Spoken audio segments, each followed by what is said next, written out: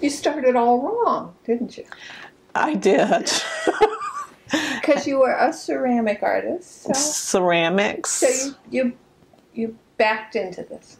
I did. I started out using clay as, well, I started out doing three-dimensional paintings, and then I was using the polymer clay to make little ceramic pots. And quite frankly, I hated the stuff because my background was in ceramics. So it's counterintuitive to anything you do in clay, because of the, the more you use it, the softer it gets, and fingerprints and all those issues. So I kind of abandoned it pretty quickly. I tell everybody I'm a failed bead maker because I tried to make beads and failed at that, and I'm completely self-taught. So what I did was I took all the clay that I had left over, the raw clay, and I wadded it up and put it on a ball and left it on my coffee table for about 6 months. And then one night I was, it was literally like 3 o'clock in the morning.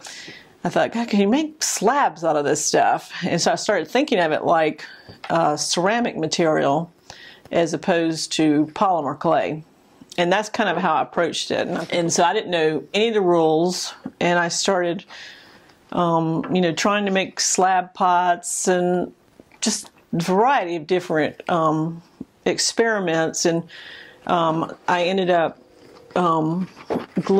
starting to make paintings out of them, using the clay like fabric. That's kind of how I think of it. I think of it as making, like a polymer fabric, clay fabric.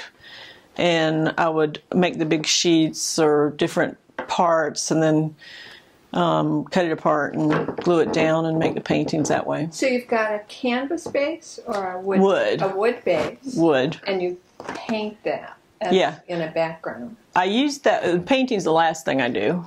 What? Yeah. I make all the clay. I use I've probably gone through 10 pasta machines now. I've been doing it about 5 years, but I make all the clay sheets. I make sheets and, flowers or mille forms. And then I make strips. So I make all my clay parts without regard to what it's going to be. Like I'll spend a whole week, maybe every 3 months, doing nothing but making sheets and sheets of clay, paper thin. And then, I bake all of that. Once that's baked, then I go back and make the paintings. So are you cutting out shapes before you bake it?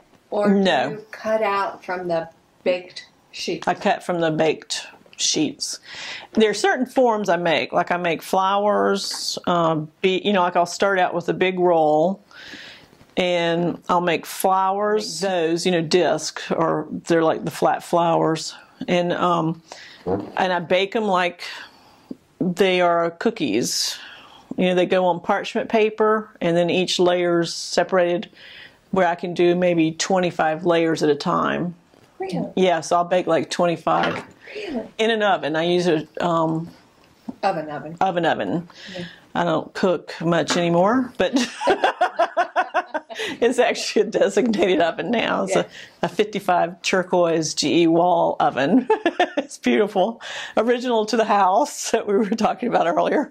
And so I bake everything.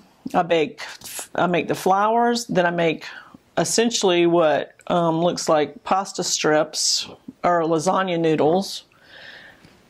Strips, I call them strips, in a variety of colors and combinations and patterns. And then I make sheets as wide as I can make them. I have a 10-inch pasta machine that I make, and I can marry 2 sheets at a time. So sometimes about as wide as I can make a sheet is maybe 18 inches wide. I'm limited by the size of my oven. And so 18 by 24 is as big as I can make a sheet of clay. And I also take, and then I'm not very, like I'm self-taught, so I use limited patterns of color. And I'll use 2 colors. Most everything's made like either a mille process or a random taffy pull of color. And then the machine, you know, I let the pasta machine mix the colors and blend them. So the width of this is as wide as the roll was. Right. And it only elongates like a slab roller. And that comes from my ceramics background, knowing that at least. And this is made and it's also 2 colors, so I can sort of control that. It's made like a taffy pull, a random taffy pull, and it's run through the machine in a different way than the Milleforé is. So you have all these flat pieces stacked up. So you take your pieces, you maybe cut that notch in it. This notch, believe it or not, what I try to do is, like, I try to be as organic as possible with the clay as it comes out of the pasta machine. Okay, so you're not cutting it. No, like this wasn't cut. This was actually the piece itself. I make minimal cuts. Like here, it was cut right here is the only place it was cut on that edge.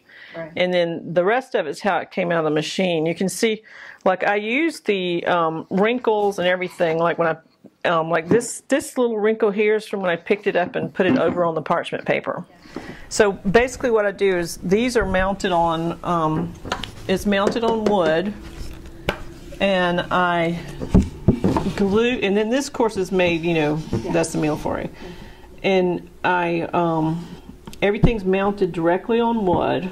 And then you do the background? And then I do the background. Oh, for heaven's sake. The background, because I use the clay organically, the clay doesn't necessarily fit the painting. It's easier for me to fit the painting to the clay, which I learned, you know, as I went along. That, like I might have an idea in mind for the painting, and I'll do the painting, and then I have a hard time finding the right clay piece for it. And not only that, I like to have the adhesion of the polymer clay. I use a polymer gel to glue the polymer clay, and I like for that adhesion to be directly to the wood. And what are you using to? I use acrylic polymer gel, matte medium. Basically, I tried probably 30 different glues, and the one I found that worked the best was to use it has to be gel for it to really work. It will work if it's not gel, but the gel makes a really good adhesion. So the whole thing is buttered like a piece of tile, and it's glued directly to the wood. She does all the important things like communicate with people. She makes all of the frames, and she organizes everything, and then she also does all of my, now she does all of the back painting for me, and then I just come in and do the top coat on the smaller things, and she's working up the courage to do the smaller pieces now. So we'll see. She's going to have her own little line.